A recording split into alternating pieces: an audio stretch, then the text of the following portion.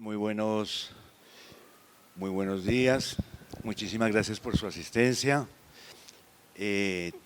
También queremos agradecer la invitación del Festival Oiga Mire Lea y de acogernos aquí en esta biblioteca departamental tan encantadora, siempre tan solidaria, con un público extraordinario, y tenemos la oportunidad maravillosa, de verdad, como siempre, que es celebrar los 100 años del nacimiento de Álvaro Mutis. Para eso estamos con Alejandra Jaramillo, historiadora, escritora, cuentista, y también con Juan David, el nuevo ministro de Cultura, editor, amigo de hace muchos años, y la verdad pues estamos como todos muy contentos de estar aquí juntos con ustedes. Pues el tema que nos reúne, pues por supuesto, es Álvaro Mutis, una persona que estábamos hablando, nos ha marcado a cada uno de distinta manera. Ya que estoy con el micrófono, voy a seguir, digo algo al respecto y después ya mis colegas harán lo propio. Yo leí, le estaba contando también a Alejandra, el primer poema de Álvaro Mutis a los 16 años. Y me parece que esto es muy importante porque más que un libro de poemas, lo que siempre se necesita es un poema para quedar cautivado con la poesía, ¿sí? Siempre se está hablando del papel de los docentes, de la importancia que tienen los profesores en la educación de los alumnos, ¿no es cierto?, de las alumnas, y resulta que uno dice, sí, un libro de poemas puede ser una cosa muy extensa, digamos, para alguien de 14, 15 años, pero solamente se necesita un poema y cambia absolutamente todo. Para mí fue el nocturno de Mutis, esta noche ha vuelto la lluvia sobre los cafetales, y leído por una profesora caleña que yo tuve en el colegio, actriz extraordinaria, Carlota Llano. Carlota, actriz del Teatro Libre, ¿no es cierto? Y esa fue mi profesora. Yo tuve grandes profesores en el colegio. Estuvo Carlota, pues estuvo Jorge Plata, entonces su marido, y también Eduardo Jaramillo, un poeta también, un escritor, ensayista maravilloso que fue profesor en la Universidad Javeriana. Entonces, para no desviarme, solamente se necesita un poema. Y a mí ese poema me abrió la vida, me abrió a algo en lo que he estado transitando pues ya 40 años largos. O sea que por culpa de Mutis he estado metido en este tema de la poesía. Su poesía, pues por supuesto, ya hablaremos del tema con nuestros colegas, pero digamos, ese primer contacto con Mutis fue a los 16 años. Alejandra, el tuyo.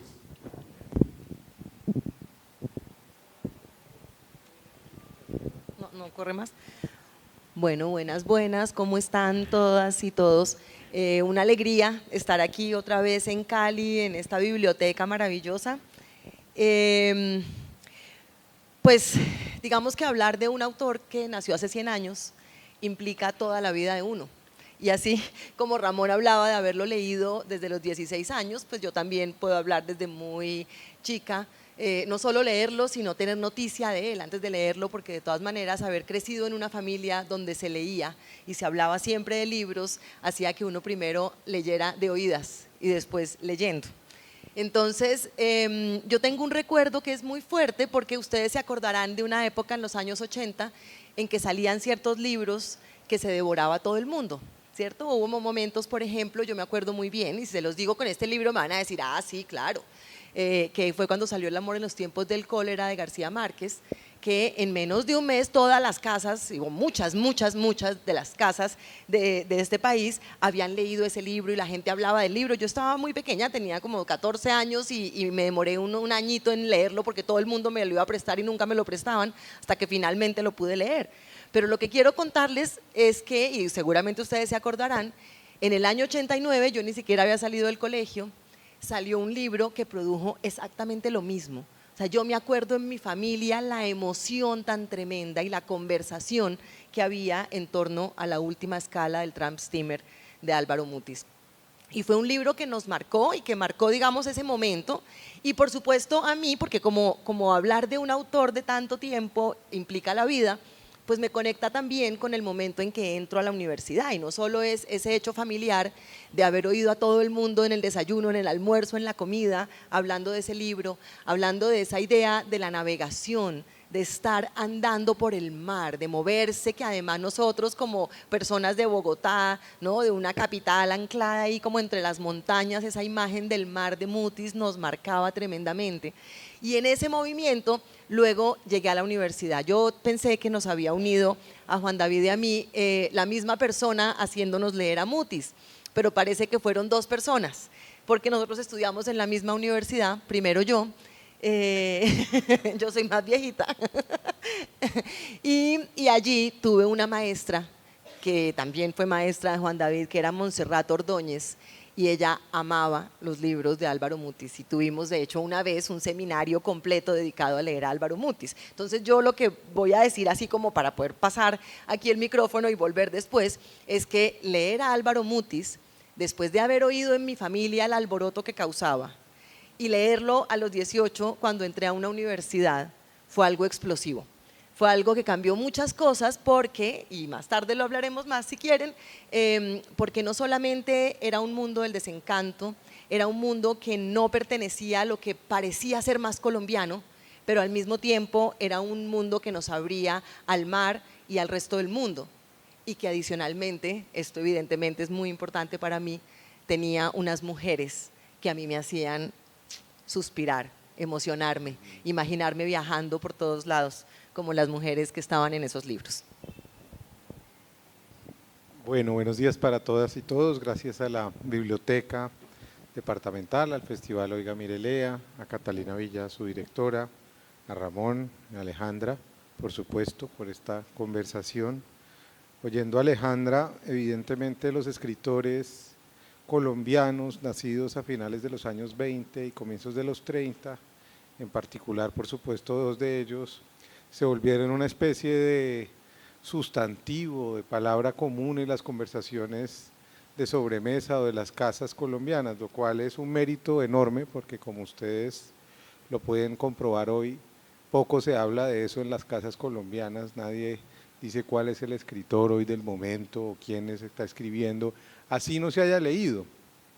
No importaba si uno no había leído a García Márquez o a Mutis, pero todo el mundo hablaba de Mutis y de García Márquez como si los hubiera leído, lo cual es un mérito fantástico porque es convertir de alguna manera la figura, el apellido, el nombre de alguien y no su obra en una especie de lugar mítico, simbólico, al que a uno está siendo llamado una y otra vez. A veces hay gente que se atreve a entrar, por supuesto, a la obra, y a veces no. Hay gente que ha durado toda la vida sin leer a García Márquez, pero creo que lo ha leído a su manera también, porque es parte de la vida de los colombianos. Entonces, esa idea de que uno ha tenido algunos nombres dentro de uno, que en el fondo son nombres de gente que ha escrito libros, para mí es muy significativa y muy importante en el caso de Mutis.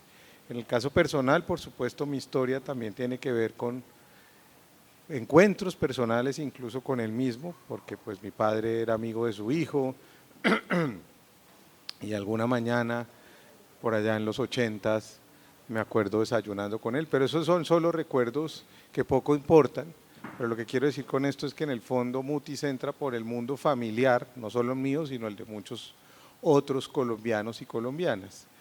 Ya como autor, digamos, como alguien al que yo reconozco y empiezo a leer, yo había visto toda la sucesión de novelas que empezaron a aparecer en los años 80, cuando él tiene una suerte de febrilidad por la prosa y hace una serie, como en 6 años hace 6 novelas, o sea, es una cosa impresionante.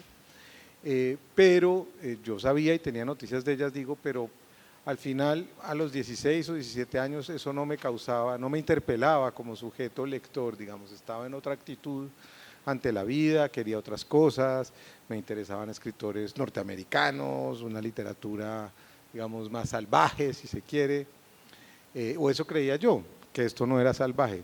Sin embargo, a los 18 años, cuando entro a la universidad que menciona Alejandra, en la que estudiamos juntos, yo mucho antes de que ella, mucho después que ella, perdón, quiero decir. ¿Me quiere hacer un favor?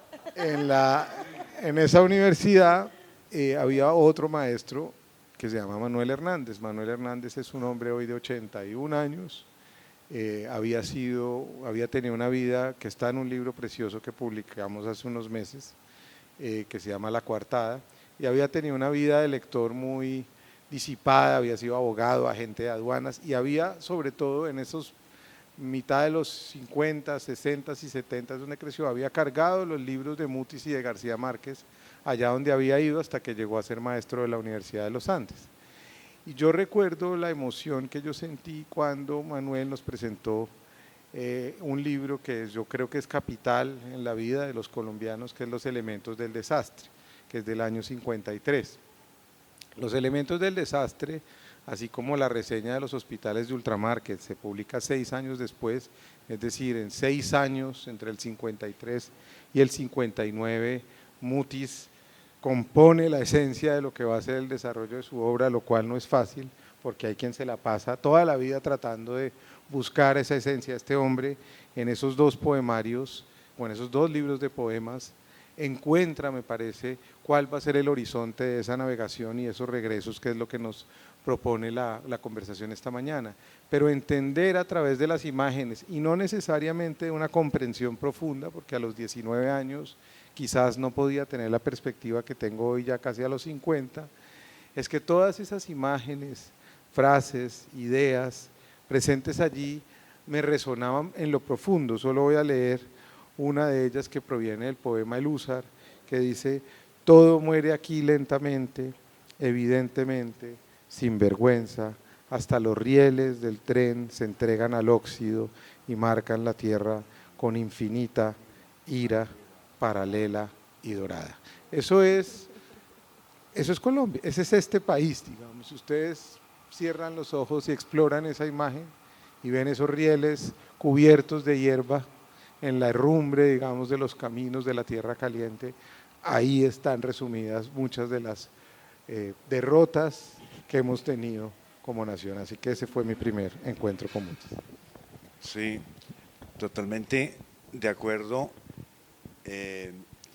Y pasa algo muy curioso, y es que con los elementos del desastre que tú dices, estoy totalmente de acuerdo en tu apreciación. Yo tengo una un poco más drástica, que es que más o menos como que el gran libro de poemas del siglo XX en Colombia es Los elementos del desastre, ¿sí? Los elementos del desastre, publicado en 1953 en Buenos Aires. Está mal eso. Ay, cuidado, se te riega aquí. A ver, sí, es cierto. En 1953 se publica en una colección de poetas de España y América dirigida por Rafael Alberti y Guillermo de Torre, este libro de Álvaro Mutis, que es fundacional porque ya es una voz madura, como dice el ministro, y por otra parte porque abre algo esencial, y es que es hablando específicamente ahora sí del paisaje, que es un tema que tocaste, de una manera absolutamente real, reconocible, no literario, sino totalmente vivencial. Pasa muchas veces con el paisaje, ¿sí? Y sobre todo en un país como el nuestro, con estas 3 cordilleras, y donde un recorrido de una ciudad a otra en otro país podría ser de 1 hora, aquí son de 6, ¿sí? Y eso se presta pues para todo tipo de paisajes y pisos térmicos. La credibilidad de la propia poesía hace que sintamos que estamos perteneciendo a un sitio. A eso quería llegar, que realmente Álvaro Mutis nos dio la posibilidad de enfrentarnos y creer en una tierra que podía ser cantada, ¿sí?, por medio de una poesía.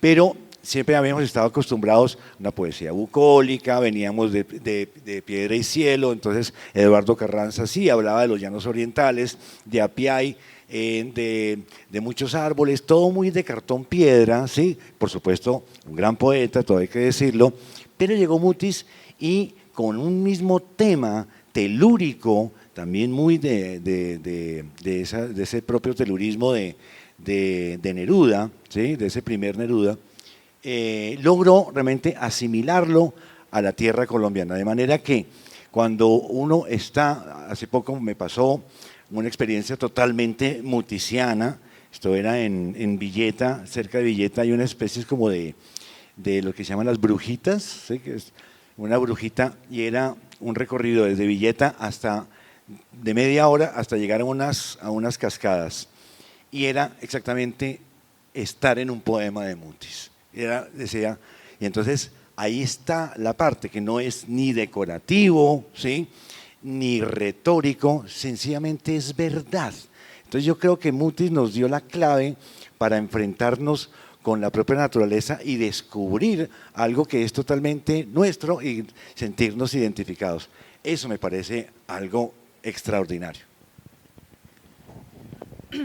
Pues yo les decía que Mutis nos abrió al gran mundo, ¿no? A un mar muy grande que nos llevaba al norte, que nos movía por todo el planeta, pero la entrada también hacia lo que es el trópico colombiano en Mutis es maravillosa porque de alguna forma nuestra relación con el trópico se había anclado muchísimo en el Caribe, en una literatura que contaba el trópico desde el mar, y Mutis se adentra en el territorio y se va al Tolima y empieza desde ahí, digamos, se va, digo yo, poéticamente en la manera de contarlo, y es bellísimo porque claro, uno se siente reflejado en ese paisaje y en la tristeza y en esa mirada además gótica con la que llega a mirar esos paisajes, ¿no? Que es una transformación para la poesía colombiana, es como un tono distinto que es una ruptura. Hay otro elemento que a mí me parece muy importante mencionar, yo no sé si las personas que están acá han sido muy lectoras o no de Mutis, pero hay dos cosas. Uno es la relación con el tema de Bolívar.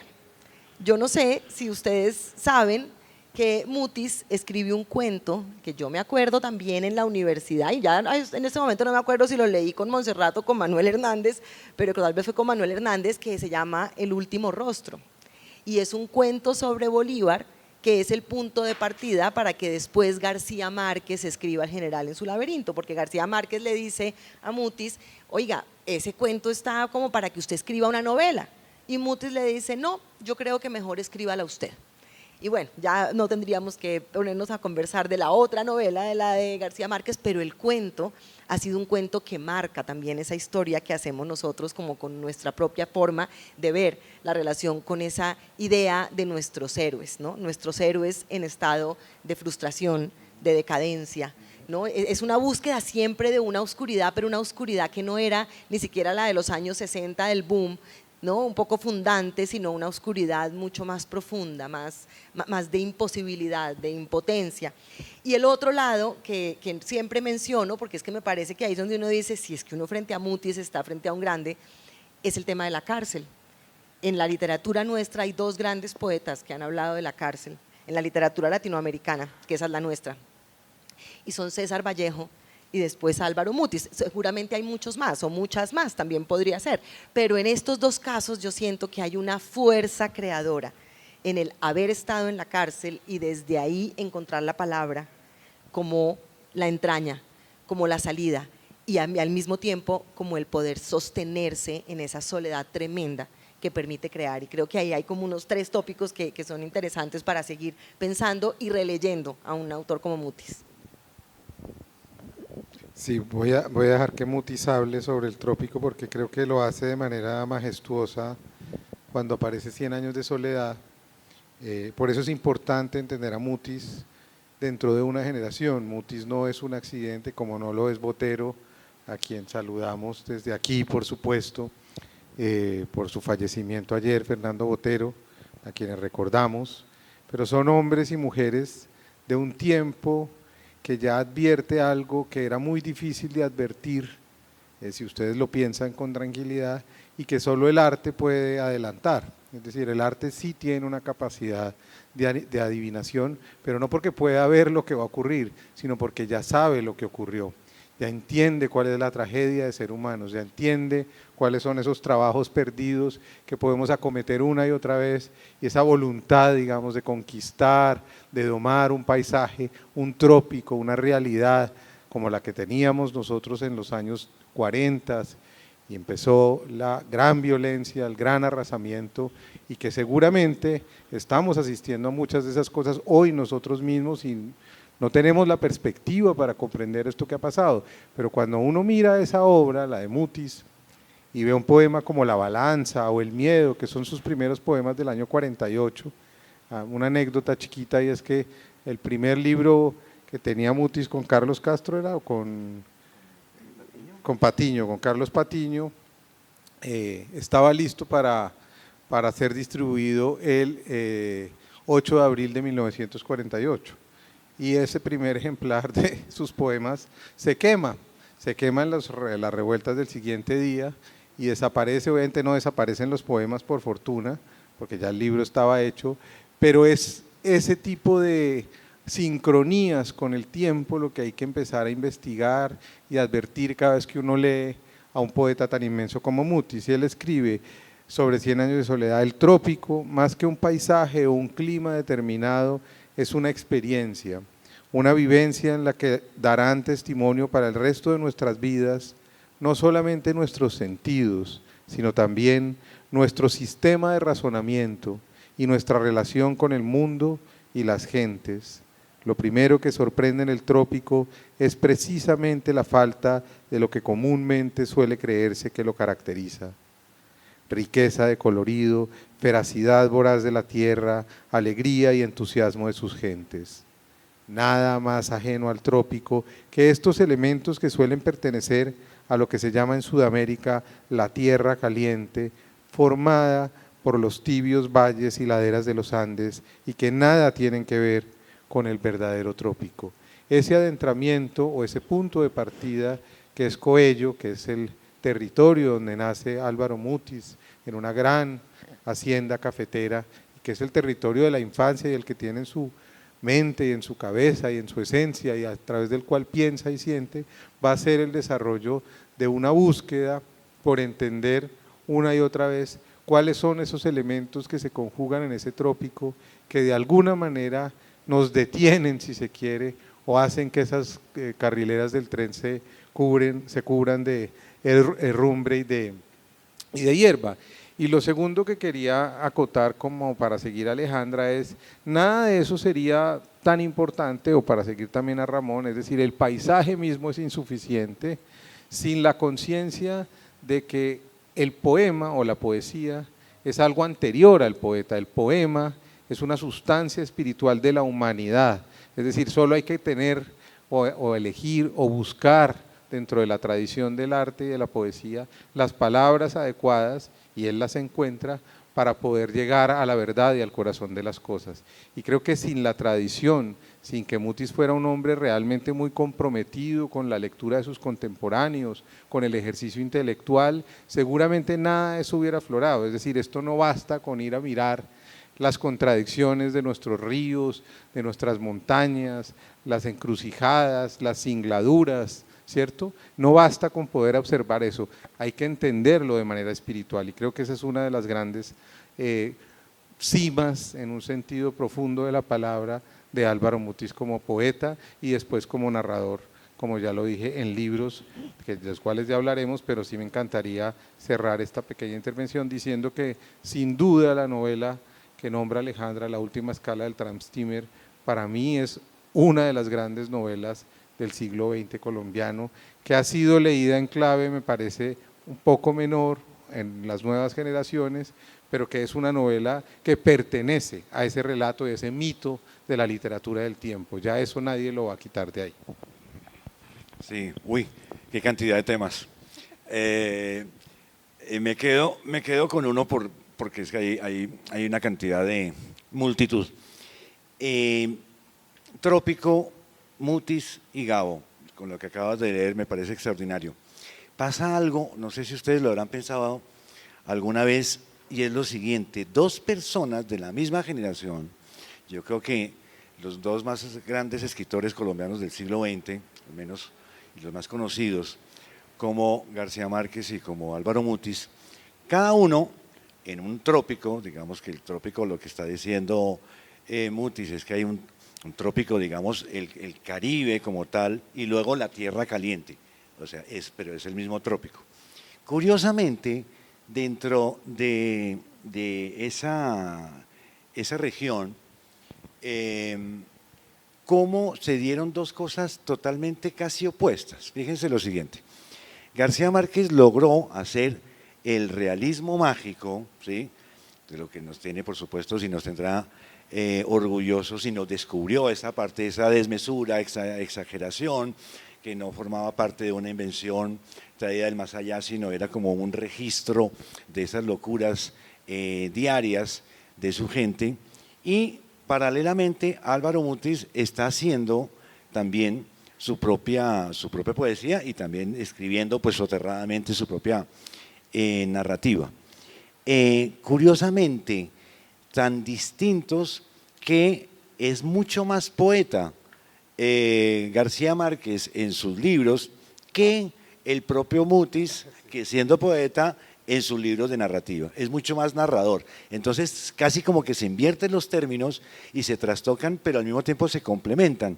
Entonces no deja de ser una cosa también extraordinaria tener la posibilidad de encontrar algo tan distinto y en una misma época, y siendo ellos amigos. Por otra parte, hay algo también realmente extraordinario con lo que decías tú, Alejandra, lo de Bolívar, que justamente Bolívar también es una especie de Magrol, ¿sí?, por la rancia, por el fracaso, por la sensación de que del engaño de esas grandes, ahí sí, las grandes empresas y tribulaciones de Simón Bolívar fueron casi dadas, dieron casi como en el traste, casi como todos los personajes de Mutis. Entonces, esa especie de que no solamente lo externo, ¿sí?, está el río, la cascada, los helechos, ese buey que va andando en el poema este de La Creciente con la boca abierta, que parece como el de la boca del caballo del Guernica de Picasso, ¿sí?, eso como que va marcando una cantidad de cosas, y lo que hace es que habla también no solamente de lo externo, ¿sí?, que es en tal caso, digamos, el paisaje, sino también de lo interno, de la violencia colombiana, de la imposibilidad del gobierno. O sea, hay una cantidad de temas que y se puede ver solamente como desde el punto de vista poético, que es admirable, pero resulta que recoge en el fondo una cantidad de corrientes sociales, políticas, culturales, ¿no es cierto?, que eso engrandece y profundiza mucho su poesía. Ayer estaba en un almuerzo cuando alguien mencionó la muerte de Fernando Botero, y entonces una colega mía contó una anécdota que le contaron, pues que le contó Santiago Mutis. No sé si es verdadera o no, pero yo la quiero contar porque es una resonancia de lo que pasó ayer con lo que estamos hablando hoy.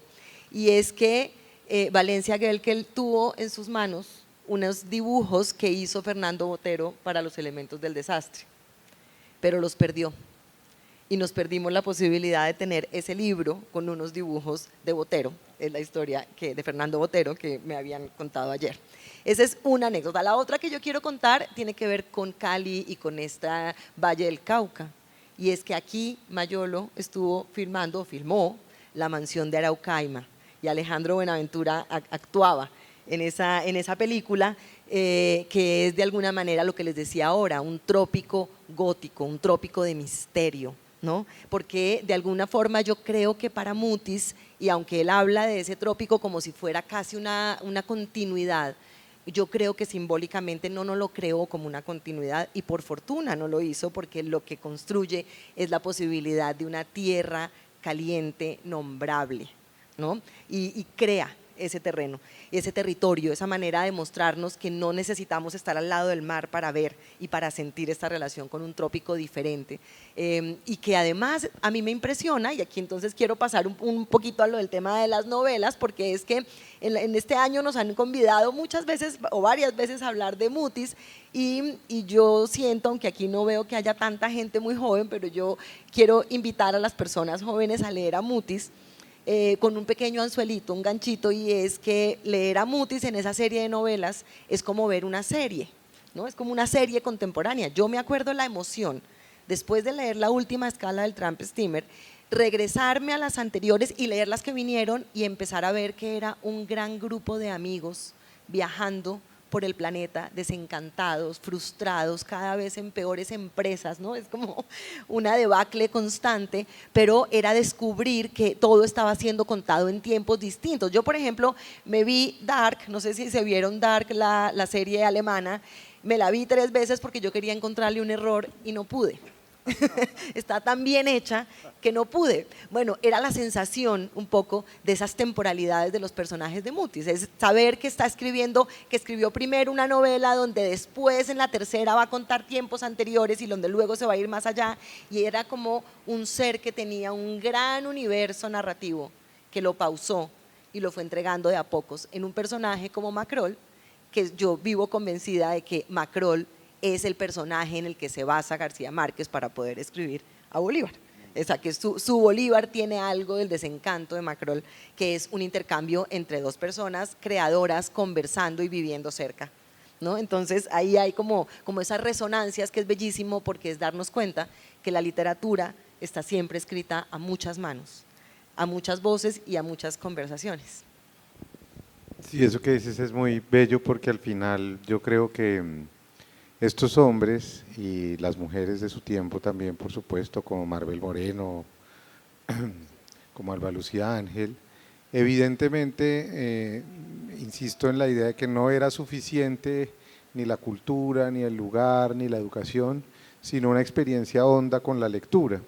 Yo creo que estos elementos de los que habla Alejandra en sus novelas aparecen ya a finales de los años, a principios de los años 50, los elementos del desastre, cuando hay una primera alusión a Macrol. Es decir, Macrol es un personaje que se crea desde antes, es un personaje que de alguna manera es una especie de alter ego o de figura que lo va a perseguir toda su vida, como a los grandes escritores. ¿Qué es lo que hacen los grandes y las grandes escritoras?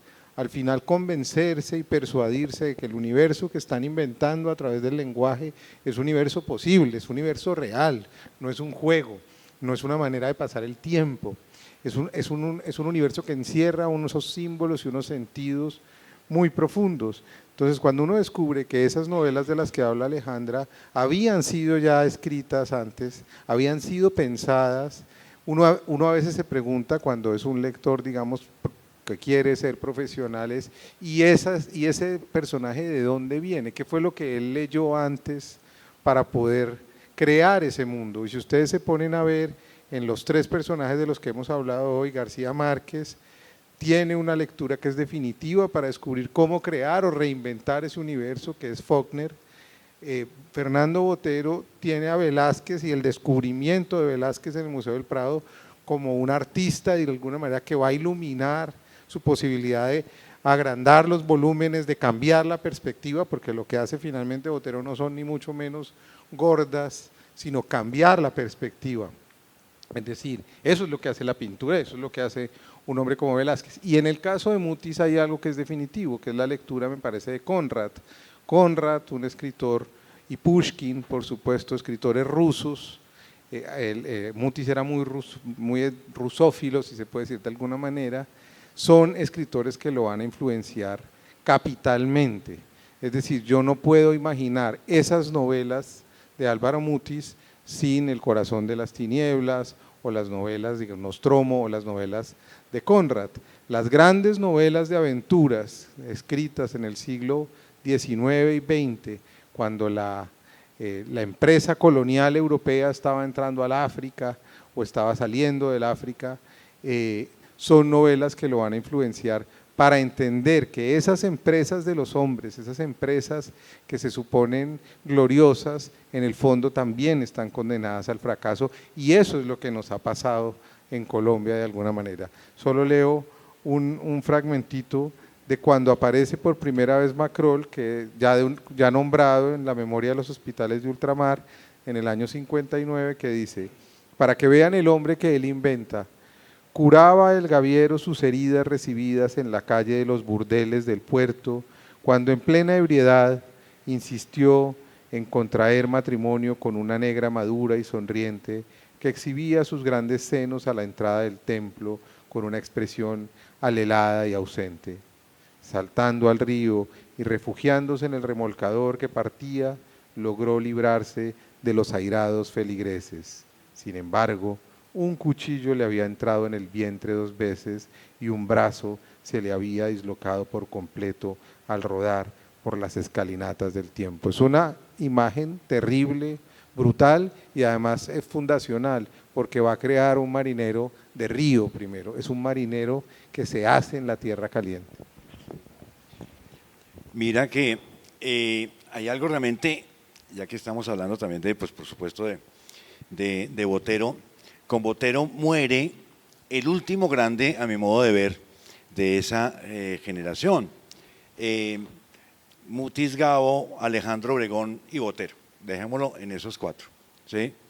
¿Qué hace cada uno de ellos? ¿Sí? Hace una desmesura. De alguna manera, ese mundo de Botero es el mismo mundo de Gabo, que curiosamente, paréntesis, siempre, yo no sé si ustedes, no sé si habrán echado en falta alguna vez una ilustración de 100 años de soledad por Fernando Botero.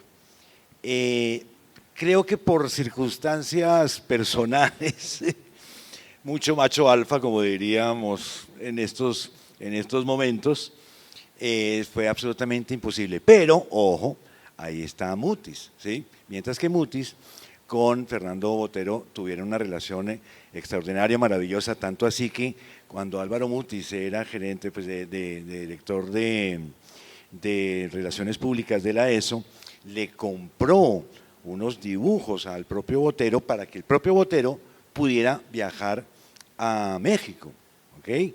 Luego, cuando le pasa a Mutis esta movida de salir corriendo de Colombia porque le iban a meter preso, donde estuvo alojado fue en casa de Fernando Botero, o sea que ahí fue como se dividieron los favores. Pero a lo que voy es a lo siguiente, por ejemplo, está en la mansión de la Araucaíma, hay unos dibujos de Fernando Botero, hay una machiche extraordinaria, ¿no es cierto?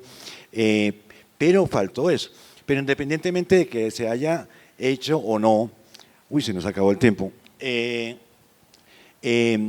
el mundo sorprendente, sorpresivo, genial, extraordinario, extravagante, único, propio, colombiano, está en ellos. Fíjense la pintura de Obregón, exagerada, esas barracudas, esa velocidad, esa intensidad, ¿no es cierto? Es la misma que nos da Mutis, ¿no es cierto?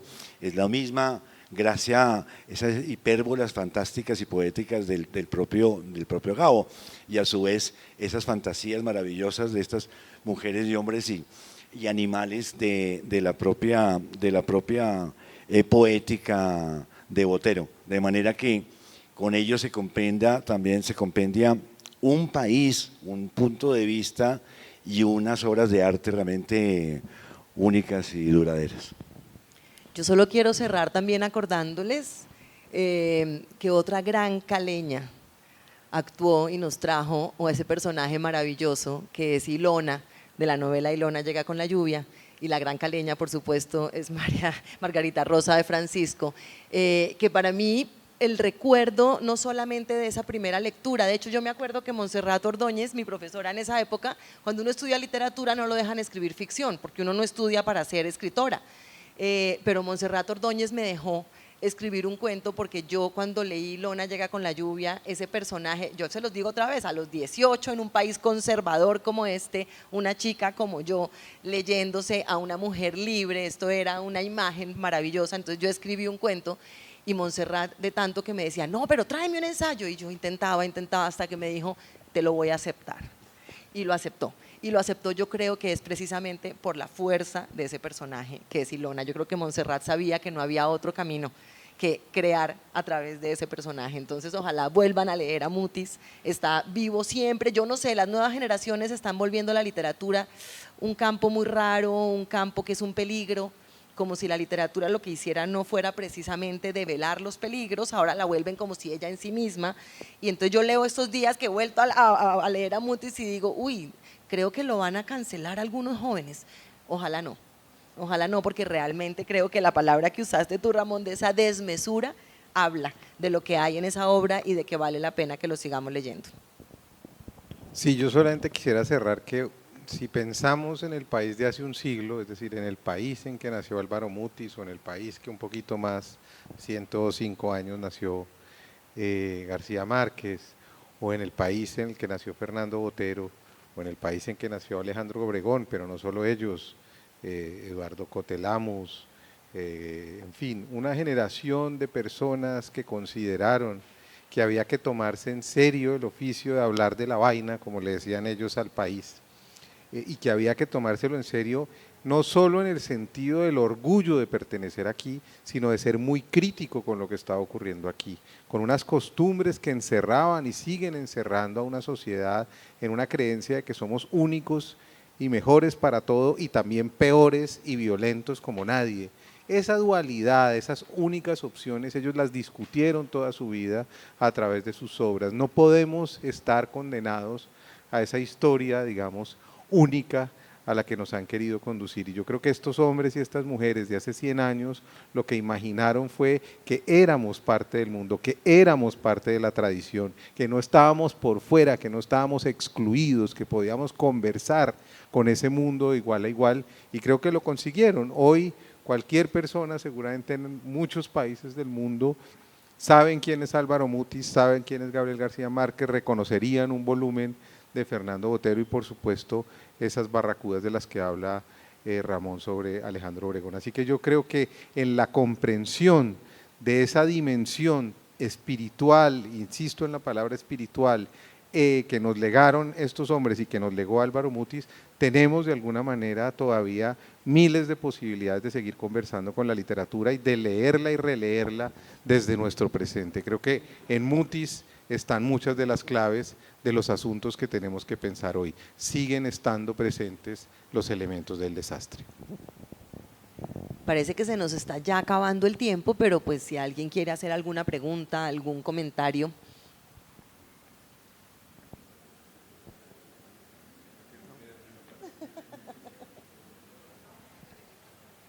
No. Bueno, pues nada, sí, invitamos a que lean a Mutis.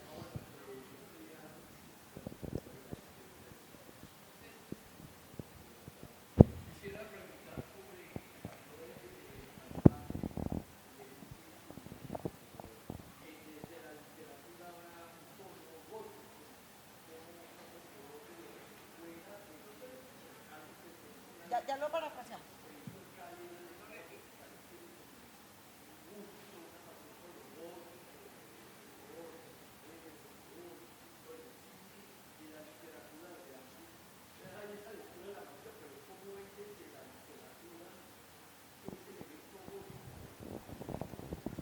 No, Germán, ¿verdad? Hola, Germán. La pregunta de Germán es ¿cómo aparece lo gótico o por qué aparece lo gótico en la obra de Mutis, teniendo en cuenta que en Cali también hubo autores como Andrés Caicedo que se valieron del universo gótico para traerlo aquí?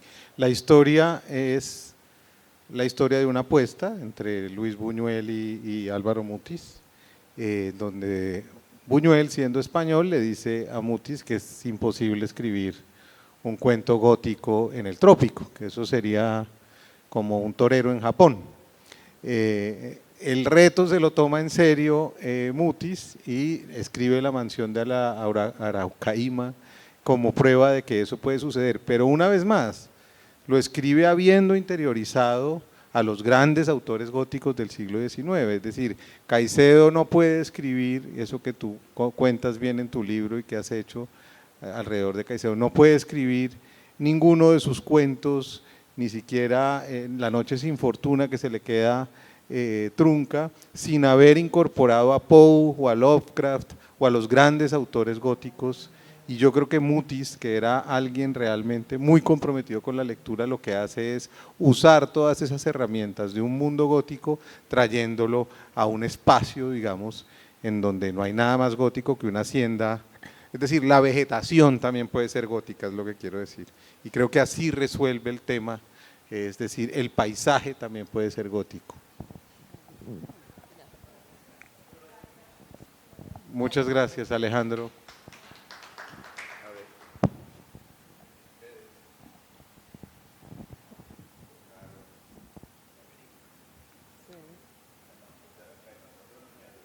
Alejo, ven para que lo puedas decir acá.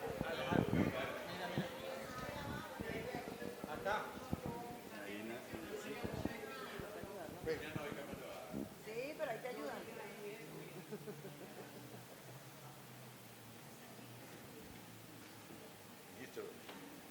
Muchas gracias, no, señor. Que tocaron la mansión de Aracaima y me impactó, me llenó de una emoción terrible, no sé si puedo hablar. Estábamos haciendo una escena, porque lo que quiero decir es que la relación Mayolo-Mutis apenas ahora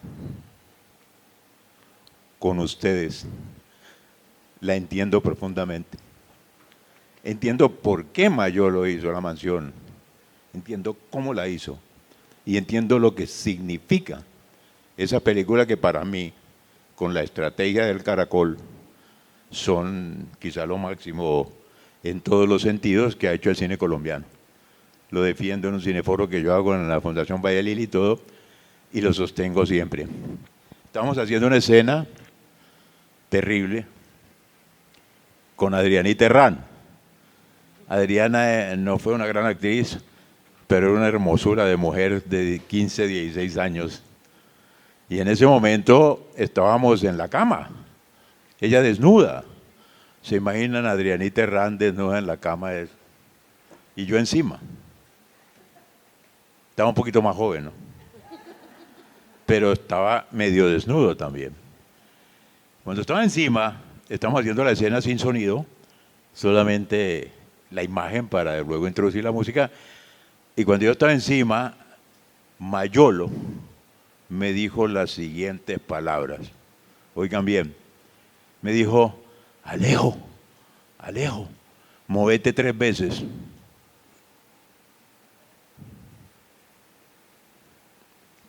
¿Qué quería decir Mayolo? Movete 3 veces. Para mí era una frase de Mutis. Para mí era una cosa, era una delincuencia dentro de la actuación, era algo terrible. Eso se me quedó grabado de por vida, me emocionó mucho. Y hasta ahora, con toda esta descripción magistral de los tres, vengo a entender bien por qué Mayolo hacía Mutis y por qué Mutis había escrito de esa manera que ustedes definen como ese tropicalismo terrible, monstruoso, que se les olvidó tal vez citar a 2 precursores, que son Horacio Quiroga y nuestro mágico, magistral José Eustacio Rivera en nuestra vorágine. Muchas gracias por permitirme decir esta cosa sobre Mayolo y Mutis.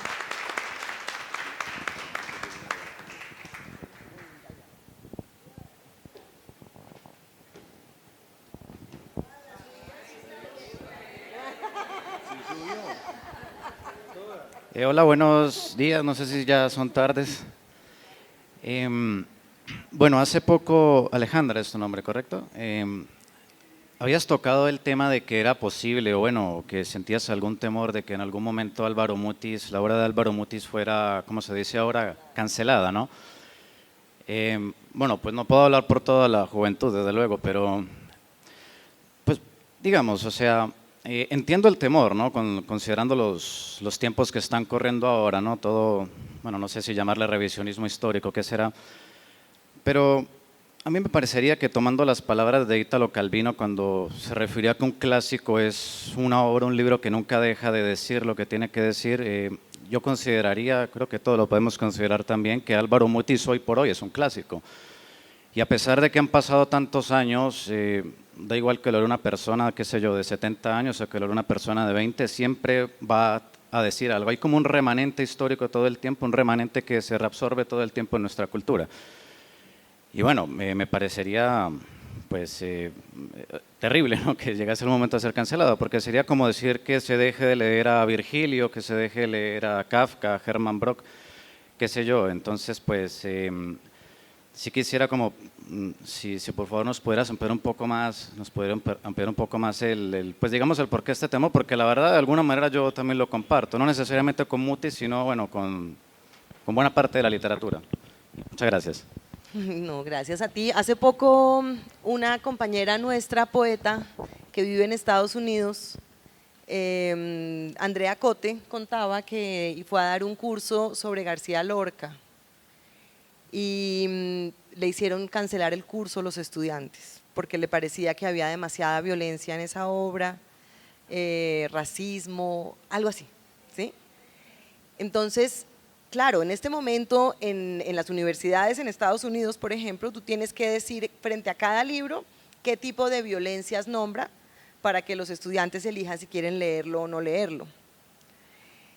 Y es muy complejo, porque si de verdad llegáramos a que la literatura tuviera que ser políticamente correcta, perdería su principal tarea, que es iluminar lo que no se quiere ver, lo que está oscuro, y en lo que está oscuro están las violencias.